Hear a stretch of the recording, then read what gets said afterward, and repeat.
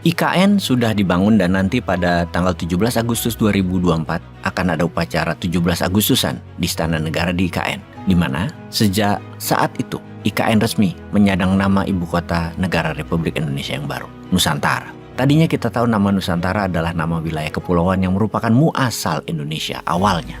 Namun wilayah Nusantara lebih besar dari wilayah Indonesia, karena wilayah Nusantara adalah wilayah Kerajaan Majapahit yang wilayahnya saat ini sudah jadi 6 negara. Sebagian Thailand Selatan, seluruh Malaysia, seluruh Singapura, seluruh Brunei, bagian selatan Filipina, sampai ujung Papua, dan Indonesia tentunya. Karena sudah mulai dibangun, maka kita sebagai anak bangsa sebaiknya membantu ikut proaktif membangun IKN. Setuju? Atau Anda tidak setuju? Bagaimana kalau kita sebelum memutuskan kita melihat fakta lapangan apa yang terjadi dengan IKN?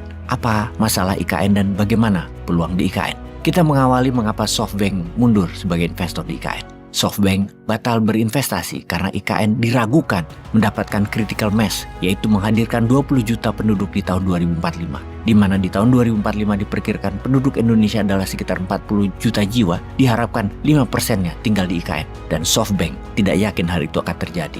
Dalam 22 tahun ke depan, ke tahun 2045, artinya setiap tahun ada 1 juta manusia harus pindah ke IKN. SoftBank tidak percaya karena diperkirakan di tahun 2045 hanya 3, 4, atau 5 juta jiwa saja yang ada di sana. Dan itu tidak kena critical mass-nya teori SoftBank, di mana kalau ada angka 20 juta, maka perlu minimum 4 juta rumah tinggal. Dia bisa menyediakan 2-5 juta rumah tinggal dengan cepat sehingga sewaktu penduduk pindahan membeli rumah tersebut, SoftBank menarik keuntungan dari penjualan rumah hunian.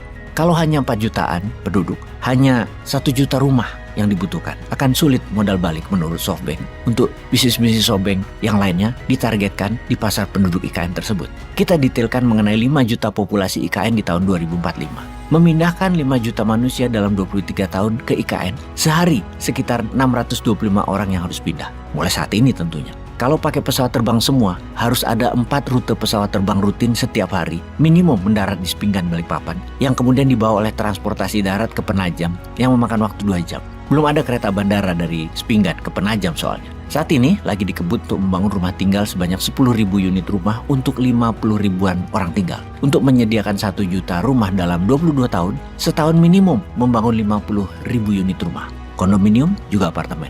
Agaknya perlu 10 developer besar untuk membangun perumahan tersebut. Setiap tahunnya 1 developer harus membangun 5.000 unit rumah. Ini sebuah angka yang sangat besar jumlahnya. Setiap hari, developer harus membangun 14 rumah per harinya. Kalau ada 10 developer, 140 rumah total harus dibangun setiap harinya. Di mana pembangunan ini gak kasih kendor, terus gaspol selama 22 tahun ke depan. Baru kemungkinan mendapatkan angka 1 juta rumah hunian di tahun 2045. Secara perhitungan kasar, kalau 625 orang pindah per hari menghuni 140 unit rumah per hari, cocok. Angka ini pas. 1 rumah buat 4-5 orang tinggal. Melihat kencangnya pembangunan yang menarget tanggal 17 Agustus 2045, juga sarana tempat tinggal dan kantor-kantor pemerintah, maka diperkirakan baru awal tahun 2024 orang-orang pindah ke Pasar Penajam. Maklum, belum bernama Nusantara namanya di awal tahun 2024. Di Agustus 2024 nanti, penduduk diperkirakan sekitar 100 ribuan pindah ke Nusantara.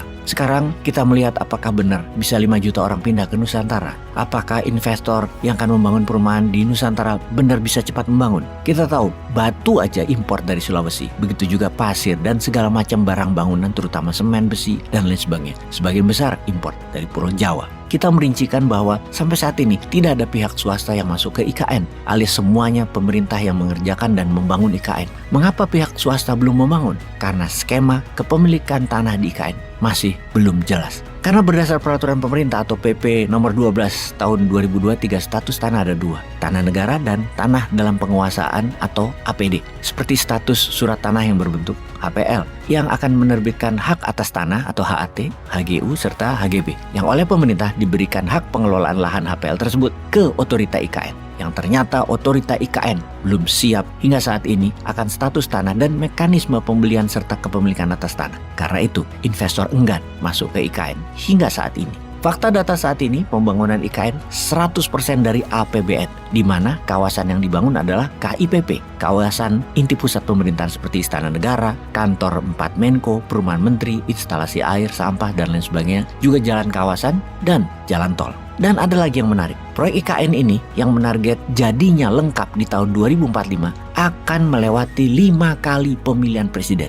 Nah, bagaimana tuh kira-kira ke depannya? Jangan-jangan baru 1 kali pemilihan, pejabat barunya punya ide lain. Ya, sahabat netizen, silahkan dianalisa oleh masing-masing kepala. Yang jelas, tolong kawal IKN ya. Peace.